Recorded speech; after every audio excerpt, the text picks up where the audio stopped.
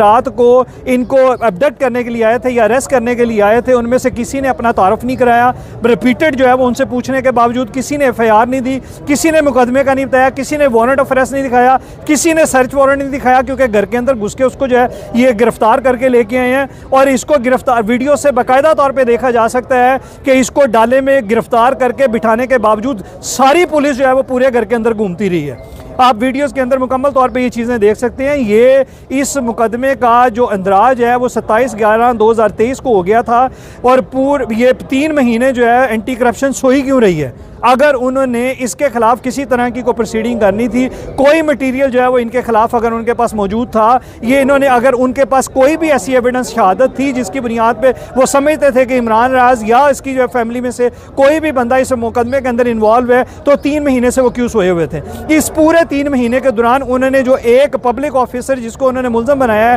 तैयब नामी आदमी जो असिस्टेंट डायरेक्टर है फिशरीज डिपार्टमेंट का, जो रोज़ अपने दफ्तर जा रहा है, रोज़ अपने घर जा रहा है, सरकारी रहायशगाह पे जा रहा है या घरेलू रहायशगाह पे जा रहा है, आज तक इन्होंने 3 महीने से क्यों नहीं गिरफ्तार किया उसे। इस पूरे 3 महीने में इन्होंने क्यों नहीं इमरान रियाज की गिरफ्तारी की कोशिश की। ये सारी की सारी जो मूव है वो मेलाफाइडी नजर आती है। अगर इनके पास किसी तरह का कोई मटीरियल होता, एंटी करप्शन की अपनी कोई जाती व्हील होती, इनके खिलाफ कोई इंडिपेंडेंट जो है वो एविडेंस की बुनियाद पे कोई केस बनता नजर आता होता, तो ये पिछले 2 साल से खामोश ना रहते। ये जो है वो इमरान रियाज को भी गिरफ्तार करते, इसके फैमिली मेम्बरान को भी गिरफ्तार करते और इनसे पहले उस इदारे के मेंबर को, वो जो फिशरीज के जो मुल्ज़म बनाए हुए हैं इन्होंने, उनको सबसे पहले गिरफ्तार करते। कि इन्होंने आज तक ऐसी कोई एफर्ट जो है वो उनकी फाइल पे नज़र नहीं आई कि किसी एक को भी इन्होंने इंडिपेंडेंटली जो है वो गिरफ्तार करने की कोशिश की हो। आज अचानक आनन फानन आके जो है वो घर में 3 दर्जन जो है वो लोग लेके घुस जाना, उनको गिरफ्तार करना,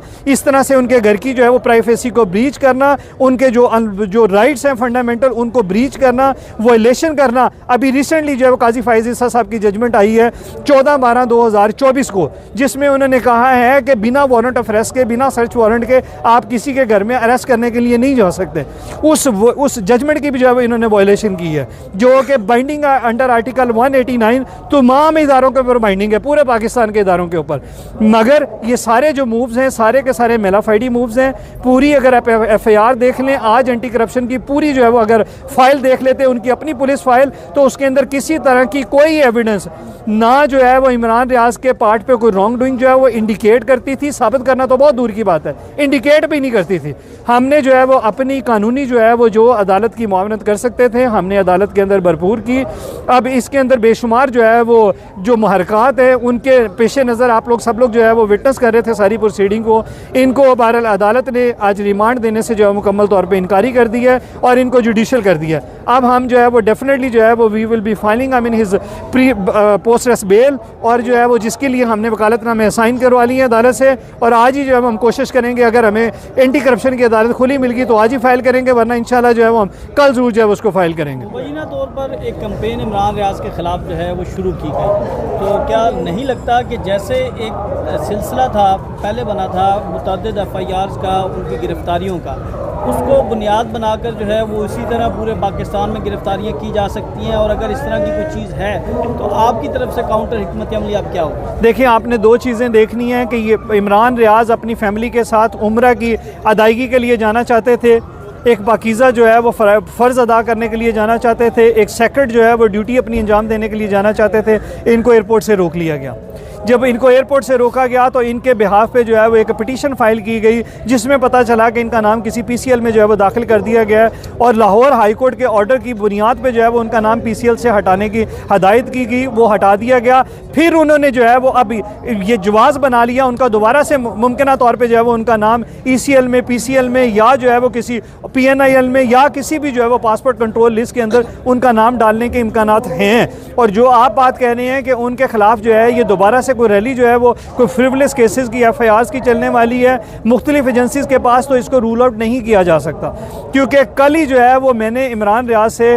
उनका बयान जो है, उनका reply to call up notice जो है वो साइन करवा के मंगवाया था, जो आज हमने FIA साइबर क्राइम के सामने पेश होना था। FIA साइबर क्राइम ने अभी रिसेंटली असद तूर को और इमरान रियाज को नोटिस सर्व किए थे और उन्हें आज के लिए जो है वो तलब किया हुआ था अपने सामने पेश होने के लिए, जिसमें उन्होंने किसी भी तरह की जो डिटेल्स हैं हैं, जो एलिगेशंस हैं या जो मटेरियल उनसे प्रोब किया जा रहा था या उनके ख़िलाफ़ जो है वो कंसिडर किया जा रहा है, उसकी डिटेल्स नहीं दी हुई थी। इसी की बुनियाद पे जो है वो इमरान रियाज का एक बड़ा डिटेल किस्म का कॉम्प्रिहेंसिव किस्म का रिप्लाई तैयार हुआ। रात ही जो है वो मेरे पास, बल्कि आप लोगों में से कुछ लोग यहाँ पे मौजूद हैं जिन्होंने जो है वो अपने सामने जो साइन होते हुए देखा है वो रिप्लाई, आज हम जो है वो एप्रीहेंड कर रहे थे। रात भी हम ये एप्रीहेंड कर रहे थे कि अगर उठाया गया तो मुमकिन तौर पर शायद साइबर क्राइम की तरफ से ये जो है वो कोई मूव ना हो, लेकिन बाद ऐसा जो है वो हमें उसकी कंफर्मेशन आई अपने सोर्सेज के ज़रिए से कि साइबर क्राइम ने नहीं किया। बट सुबह जो है वो फिर हमें अर्ली मॉर्निंग जो है वो खबर मिली कि ये एंटी करप्शन ने जो है वो उसको कर लिया। ये रात बिल्कुल जो है वो चोरों की तरह घर में घुसे हैं, बिना कोई FIR दिखाए, बिना कोई सर्च वारंट दिखाए, बिना कोई वारंट ऑफ अरेस्ट दिखाए, बिना किसी मुकदमे की डिटेल्स दिए, बिना अपना तारफ़ कराए, बिल्कुल नामालूम अफराद की तरह जो है ये वहाँ से घर से गिरफ्तार करके, या आप उसको गैर कानूनी तौर पे अगवा करके भी कह सकते हैं, लेके आए हैं। जब बहुत ज़्यादा शोर जो है वो मीडिया पे चल गया, तब जो है वो इन्होंने अपनी उसकी जो कस्टडी है वो क्लेम नहीं की, बल्कि चोरों की तरह लाके अदालत में पेश कर दिया। अगर इनके पास कोई मुकदमा था जो 27/11/2023 से FIR के मुताबिक रजिस्टर्ड था, तो आज तक इन्होंने 3 महीने उसको गिरफ्तार करने के लिए क्यों कोई कोशिश नहीं की? तो ये सारी चीज़ें इसकी मेलाफाइडी जो है मूव जो है वो बताती हैं और मेलाफाइडी जो है वो इंडिकेट करती हैं। इस मुकदमे का एक अहम नुकता ये भी है कि इमरान रियाज साहब के वालिद और भाई उनको भी नामजद किया गया, तो उस हवाले से क्या आप कानूनी कार्रवाई करी जाए? देखें, अगर तो आप देखें FIR के नकात को और FIR के कंटेंट को और FIR जो इनके पास मटीरियल मौजूद था, तो बिल्कुल सिरे से ये मुकदमा नहीं बनता। किसी तरह की कोई रॉन्ग डूइंग की उनके पास कोई एविडेंस नहीं थी। ये इस केस में ज़ीरो एविडेंस थी, बिल्कुल किसी तरह की फाइल में से कोई चीज़ जो है वो मटेरियल की इंडिकेट जो है वो ना प्रोसिक्यूटर साहब कर सके, ना एंटी करप्शन के IO साहब कर सके, और कोई ऐसी चीज़ जो है वो वहाँ पे नज़र नहीं आई जिसकी बुनियाद पे जिसको अदालत ने अपने नुक्ता नज़र में, अपने जुडिशल विजडम में मुनासिब समझा के जो है वो इनको रिमांड ना दें और फिजिकल रिमांड ना दें और जुडिशल रिमांड पर उन्होंने जेल भेज दिया। मगर हमारी जो है वो अदालत से एक्सपेक्टेशन यही थी कि इस तरह के केस के अंदर अदालतों को करज दिखानी चाहिए, ब्रेविटी दिखानी चाहिए। अगर किसी के खिलाफ कोई केस नहीं बनता, डेफिशिएंट एविडेंस का कोई मामला है, तो फिलफौर उसी वक्त वही लम्हा उसी लम्हे पे जो है वो उसको डिस्चार्ज करना चाहिए, क्योंकि डिस्चार्ज की से केस बंद नहीं होते, केस चलते रहते हैं। लेटेस्ट स्टेजेस पे भी अगर इमरान रियाज के खिलाफ किसी तरह का कोई मटेरियल, कोई एविडेंस जो उसके पार्ट पे कोई रॉन्ग डूइंग या कमीशन ऑफ ऑफेंस साबित करती, तो ये फिर भी उसको जो है वो उसके खिलाफ ट्रायल जो है वो चला सकते थे, प्रोसिक्यूट कर सकते थे। मगर अदालतों को, हम तो अदालतों से जो है वो हमेशा यही इस्तदा करेंगे कि इस तरह के केसेस जहाँ पे सिवियर मेलाफाइडी हो, सिवियर पॉलिटिकल विक्टिमाइजेशन हो, सिवियर जो है वो रिवेंजेंस का मामला हो, वहाँ पे अदालतों को ब्रेविटी दिखानी चाहिए और डेफिशिएंट मटीरियल हो, केस भी ना बनता हो, तो अदालतों को बजाय जो है वो छोटे सहारे लेने के, कमज़ोर सहारे लेने के, अदालतों को ब्रेविटी के साथ डिस्चार्ज की जो है वो अनाउंस करनी चाहिए और फिल फौर जो है वो रिहा करना चाहिए।